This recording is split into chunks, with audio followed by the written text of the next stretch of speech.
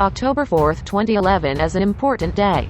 Michael Morton, who had already spent 25 years in prison for the murder of his wife, was released.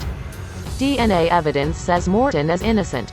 The murder decades ago turned out to involve another man.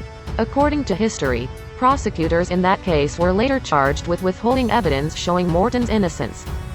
The incident began on the afternoon of August 13, 1986. At that time, a neighbor found Christine Morton, Morton's 31-year-old wife. However, he was found guilty on February 17, 1987, and sentenced to life behind bars. Michael Morton was finally released from prison on October 4, 2011, and was officially released in December of that year.